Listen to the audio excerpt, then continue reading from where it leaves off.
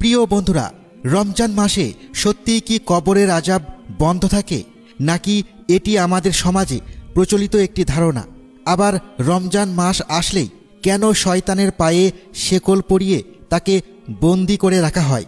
এর পেছনে কি রহস্য লুকিয়ে আছে? রমজানের রাত্রিতে 3টি কাজ আল্লাহ তাআলা স্পেশালভাবে করে থাকেন, সেগুলো কি কি?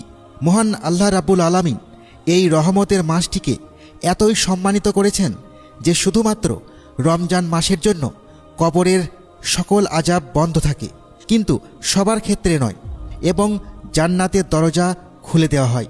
আল্লাহ ও তার বান্দাদের মধ্যকার সকল পর্দা এই মাসে সরে যায়, রহমতের দরজা প্রশস্ত হয়ে যায়। এই মাসটি পুণ্য অর্জনের মোক্ষম সময়, জীবনের সবচেয়ে বড় সুযোগের সময়।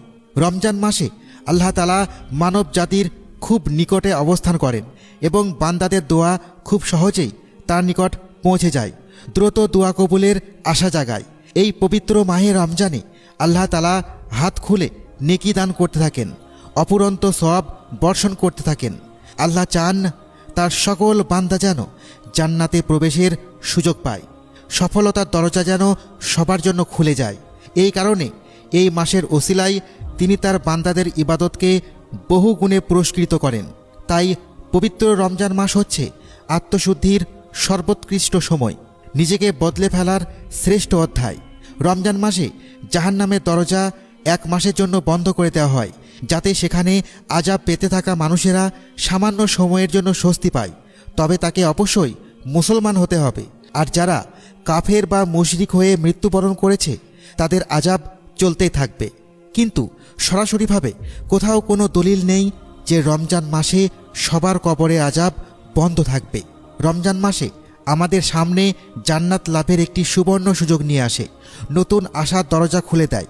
এই মাসে এমন কাজ করতে হবে, এমনভাবে ইবাদত করতে হবে যাতে আল্লাহ নিজে আমাদেরকে জাহান্নাম থেকে রক্ষা করেন।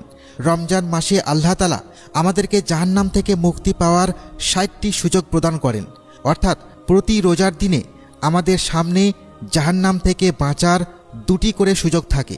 শুধু তাই নয়, সারা রমজান ব্যাপী শয়তানকে বন্দি করে রাখা হয় যাতে রমজানের সময় বান্দাদের অনিষ্ট করতে না পারে। সেই সাথে তার সঙ্গী সাথীদেরকেও আল্লাহ তাআলা আটকে রাখেন। আর রমজান মাসের মহিমায় এই 1 মাস আমাদের অন্তরে কুচিন্তাও খুব সহজে জাগ্রত হয় না, পাপের প্রবণতা দুর্বল হয়ে যায়। রমজান মাসের সিয়াম সাধনার মাধ্যমে আমাদের দেহ মন শুধুমাত্র রোজার দিকেই মনোনিবেশ করে, ইবাদতের দিকেই ঝুঁকে থাকে। তাই অন্য কোনো খারাপ চিন্তা আমাদের মনে সহজে উদয় হয় না। রোজা রাখার সময় আমাদের দেহ ক্লান্ত হয়ে পড়ে, শক্তি কমে আসে। আল্লাহ তাআলার ইবাদতের পাশাপাশি আমাদের চিন্তা থাকে কখন আল্লাহ তাআলা আমাদের খাবার গ্রহণের অনুমতি দিবেন। তাই হারাম চিন্তা তখন আমাদের মনে উদয় হয় না। অন্যদিকে অন্য মাসে ভরা পেটে থাকলে খারাপ চিন্তা হারাম চিন্তা আমাদের পেয়ে বসে। আমাদের প্রত্যেকের মনের মাঝেও এক শয়তান বসবাস করে, এই সব খারাপ চিন্তা আমাদের অন্তরে আনে। রোজার সময় আমাদের শারীরিক দুর্বলতার সাথে সাথে আমাদের সার্বক্ষণিক সঙ্গী সেই শয়তান নিজেও দুর্বল হয়ে পড়ে। তাই এই পবিত্র মাসে আমরা শয়তান থেকে পূর্ণ হেফাজতে থাকি। আল্লাহ তাআলা আমাদের সকল হারাম কাজ এবং জাহান্নামের আগুন থেকে নিরাপদ রাখুন।